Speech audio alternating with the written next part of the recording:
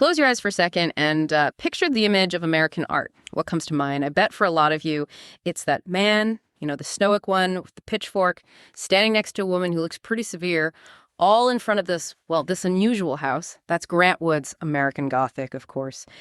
And believe me, it's way more than just a picture. It's packed with story, a bit of mystery, and it's become this huge cultural thing that people are still talking about almost 100 years later. Welcome to the Deep Dive. Today, we're going to peel back the layers of this really iconic 1930 painting, our mission. To dig into the surprising facts, the big controversy it stirred up right away and why it still has such a hold on us. You know the image, you've definitely seen the parodies, but what's really going on in this painting? Why were people so mad about it? And, why should we still care about this ambiguity it has? Get ready, because we're going to uncover some surprising truths and the very deliberate choices behind one of America's most recognized and maybe most debated artworks. Right from the very beginning, when American Gothic was first shown, it just had this power to get people talking, to stir up really strong feelings. Absolutely. Some people saw it and admired it immediately. They saw strength, resilience. But others found it really controversial, didn't they? Oh, definitely. Intense reactions. And the image itself is just unforgettable. The man with the pitchfork, the woman sort of glancing away, and that house, that very distinctive Carpenter Gothic house behind them. It's quite a scene. It really is. And what's so fascinating, I think, is how that ambiguity you mentioned right from the start just amplified everything. Usually art aims for, well, maybe not universal acclaim, but some consensus. This piece seemed to thrive on the debate from day one. Yeah, it almost courted controversy. Exactly. And talk about beginnings. This is where it gets really good. For a painting that's now, globally famous. Its start was super modest. It wasn't some big gallery opening. It was entered into an art competition at the Art Institute of Chicago. And get this, it came in third place, and won $300. Can you even believe that? For American Gothic. It's almost funny, isn't it? Third place. It really is. But, it kind of tells you something about how art history works. That initial reception, it doesn't always predict the long-term impact.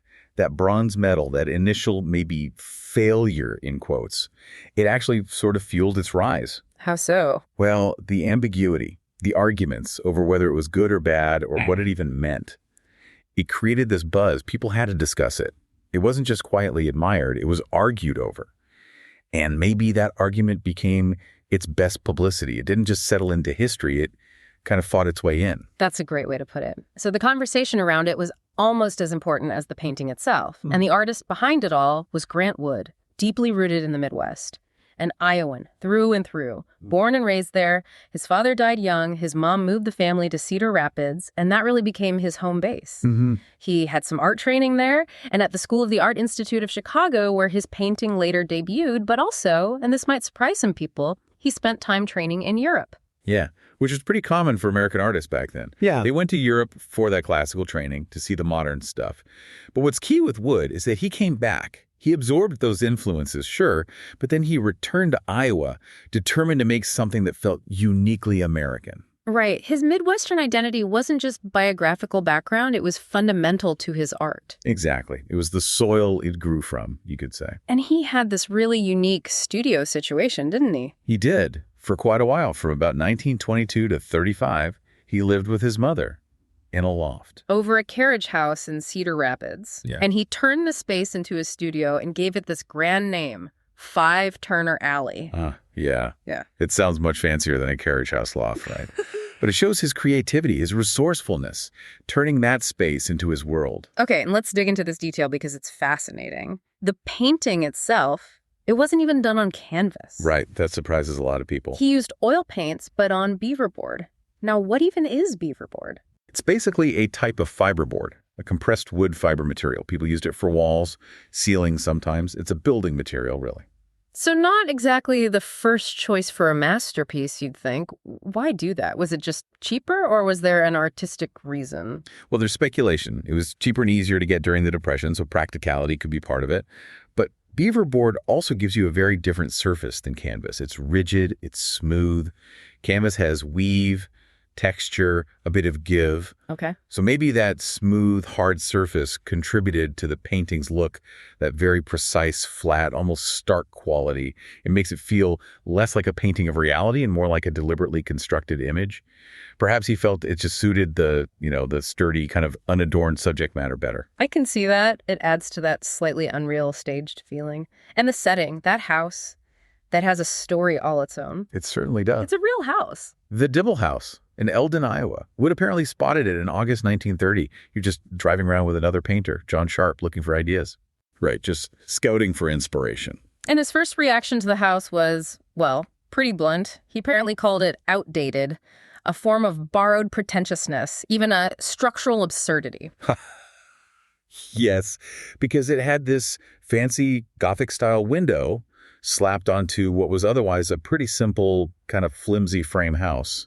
So what is that style exactly? Carpenter Gothic? Yeah, Carpenter Gothic, or sometimes rural Gothic. It's like taking the big ideas of grand European Gothic architecture, pointed arches, steep roofs, and translating them into wood on a much smaller, simpler scale for, farmhouses or small-town buildings. Okay. Wood's comment about borrowed pretentiousness really nails that slightly awkward mix of styles he saw. So he saw this house, saw the absurdity in it, and thought, perfect. Seems like it. Inspiration struck. And like artists do, he tweaked it. In the painting, the house's roof is steeper, that Gothic window is stretched out, more elongated than the real thing. He amplified its character. Exactly. He emphasized the very features he found absurd. And here's something amazing for anyone listening. You can actually visit that house. You can. It's still there in Eldon, Iowa. It's on the National Register of Historic Places now. Yeah. And they have a visitor center, and you can even dress up. That's the best part. They have costumes, the pitchfork, everything. You can pose for your own American Gothic photo right in front of the actual house. How incredible is that? A real place, seen through an artist's eyes, becoming this icon where you can literally step into the picture. It really shows the power of the painting, doesn't it? Yeah. The house itself is famous because of the art. It's become a destination. Totally. Okay, so let's talk about the people in the painting, these enigmatic figures. The woman, it turns out, was Nan Wood Graham, Grant Wood's own sister. That's right. His sister Nan. He painted her with this, elongated face and her hair done up in a 1930s style with a curling iron, but it's her expression. It's often described as sour or mean, and she's looking away, not right at us. Mm-hmm. And apparently the critics back then were brutal about her look. I read quotes like she looked like the missing link, or her face would turn milk sour. Wow, that's harsh. Incredibly harsh. Imagine being the subject of that kind of public commentary. Right. Must have been tough. But it speaks volumes about Nan, that despite all that, she became a real champion for her brother's work later on. She helped preserve his legacy, the history of the house. She understood its importance, even if the initial reaction was, painful for her personally. Good for her. And the man, who was he? He was modeled by Dr. B.H. McKeeby, who was Grant Wood's dentist. His dentist? No way. Yep, his dentist. And in the painting, he definitely looks quite a bit older than Nan, than the woman figure. Yeah, he does. Which leads us right into the big question. What is their relationship? Husband and wife, father and daughter. This ambiguity apparently really got into the skin of Iowa housewives back then. It did. They felt it was suggesting they were all married off to much older, grim-looking men. They felt misrepresented. It's amazing how personally people took it. So did Wood want that confusion, or did it just happen? Oh, he absolutely intended it. Mm-hmm. He knew that uncertainty would make the painting more compelling, keep people guessing, keep them talking. Smart. Very. He never clarified it. And here's another fascinating bit. Nan and Dr. McKeeby posed separately. They were never actually in the studio together for the painting. Really? Wow. That reinforces the idea that they're not necessarily a real couple or pair, but maybe more like symbols. Exactly. Archetypes, perhaps. And their placement is symbolic, too, isn't it? Yeah, you pointed this out. The woman is on the porch side, sort of the domestic sphere, the home. Right.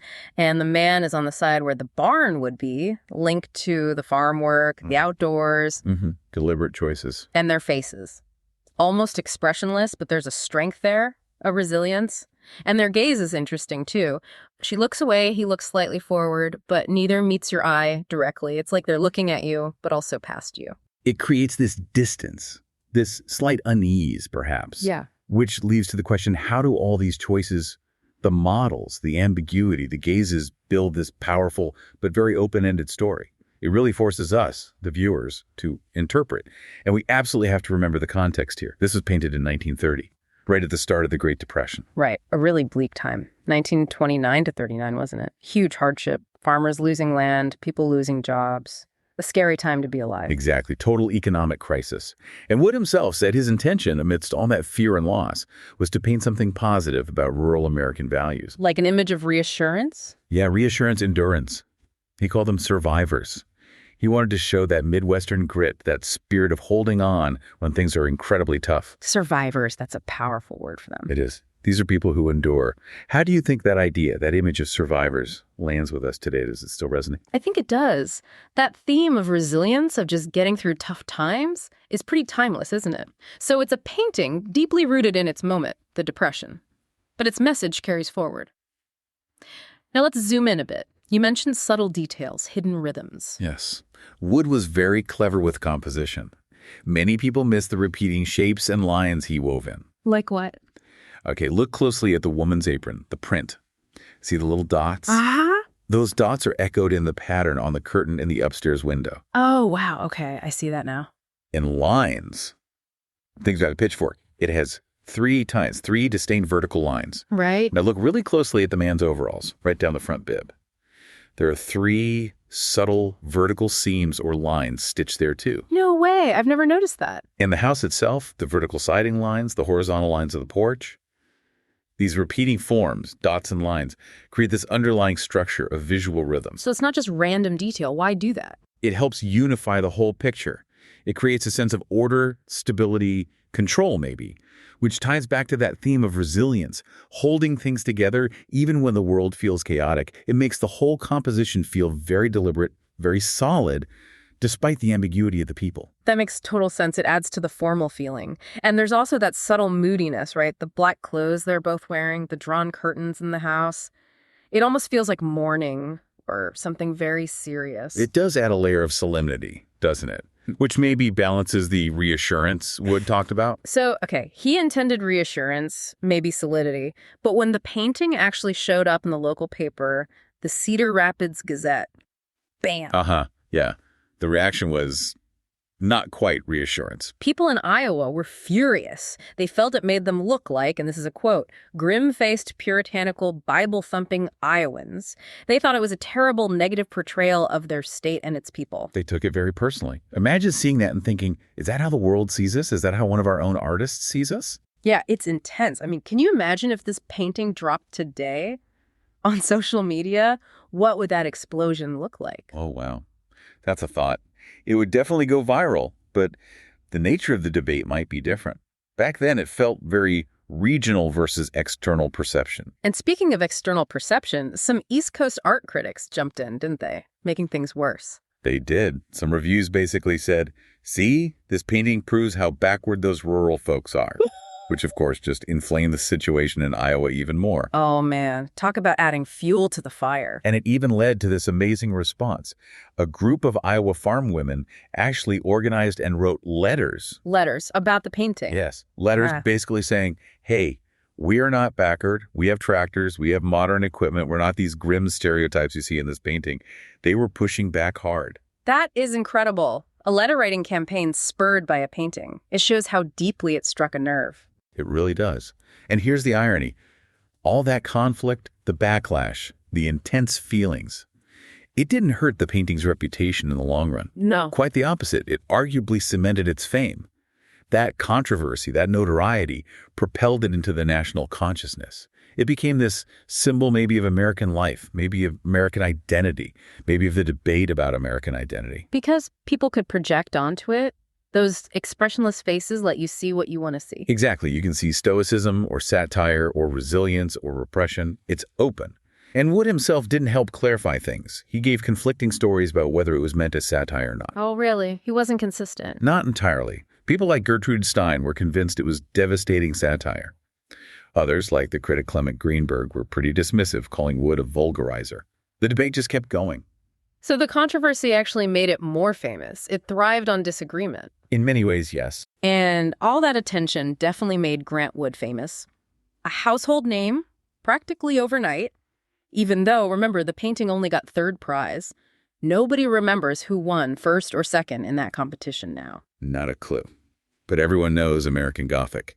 It completely overshadowed the winners. And that fame positioned Wood as a leader, right, of this American regionalism movement. Absolutely. He became sort of the figurehead, along with Thomas Hart Benton and John Stuart Curry, the trio of regionalists. What was their main goal?